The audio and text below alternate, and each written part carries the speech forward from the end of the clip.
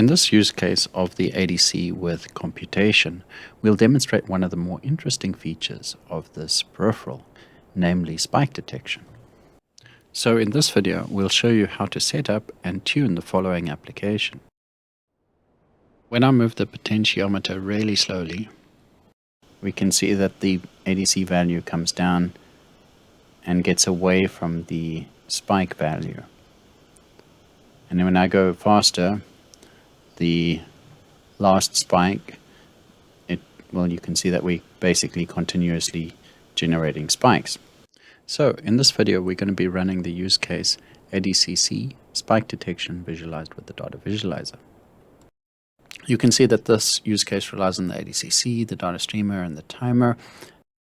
We are essentially continuing with the ADC data streamer ADC result use case.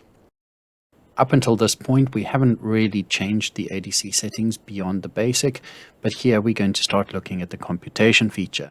The threshold interrupt mode.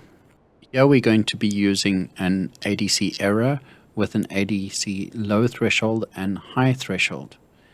We're going to be looking at the case where the error is less than the lower threshold or greater than the upper threshold. So if the error is less than the low threshold or higher than the high threshold, this will be considered a spike. So if successive ADC readings are greater than 35, we will trigger a threshold interrupt. Interrupt settings for the ADC. Yes, we want a threshold interrupt. We're going to modify our data streamer variable names as well to represent their new function in the application. So we're going to have a spike count as opposed to a sample count. We're going to have an ADC result, which we do, and a ADC result last spike, which is also going to be a UN16. Okay. Clock default 1 megahertz, we didn't change that. Pins, we need to check the schematics for all of those. Selecting an analog input. Remember that from our hardware users guide, we found under the appendix Curiosity Nano base for clicks. We found this diagram.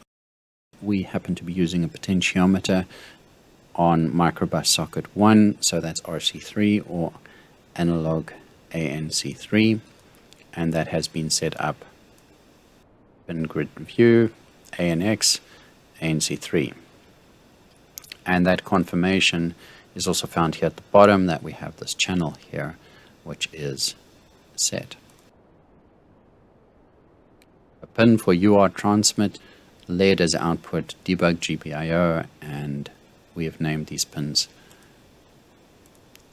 LED and debug IO respectively. So once we generate,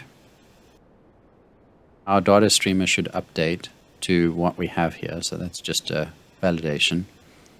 Our header files are the same as they were. Now, besides the timer callback, we have a spike threshold. So we're going to override what we have in the timer callback. You can see that, well, the toggling, we're moving to now only when we have a spike, and so we're doing a bit less in the timer callback than we were before. Just ensure here that our flags are named the same.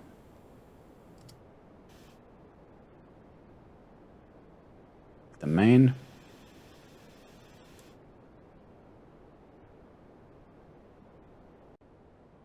So let's compile.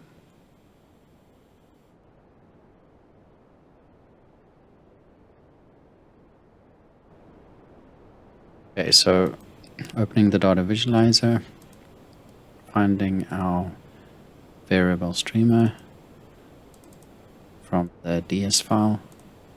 Have these three variables, new access per data type, and we want a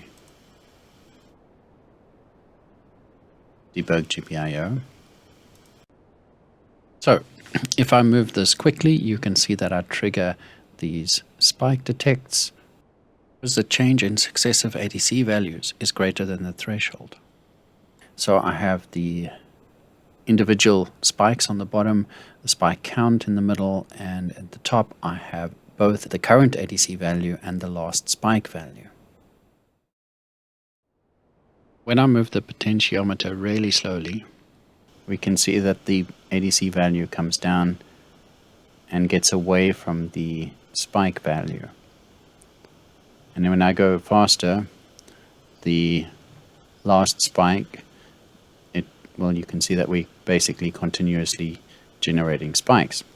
The last part of this is basically to adjust the sensitivity here.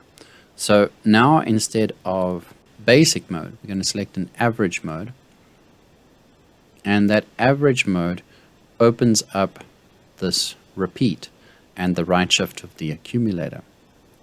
So what we're going to want now is, you can see that we set the repeat to 4. So now only if there are 4 successive ADC samples changing by the set threshold will we get an interrupt. So let's generate code. Program.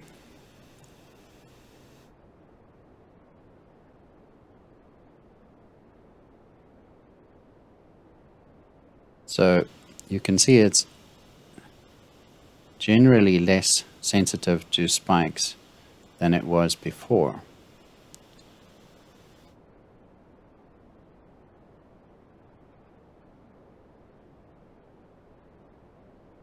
And if we had to ramp this up even more to say 16 and then right shift 2 here, so you're kind of oversampling every each 4 times, we can generate program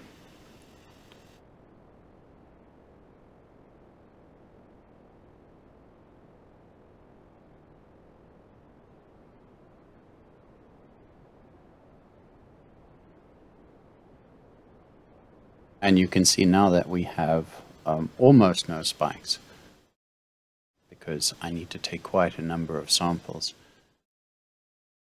Also notice that even if I go full scale here, I'm not generating spikes because there's not enough samples. Anyway, so just showing you how you can kind of tune the ADCC performance.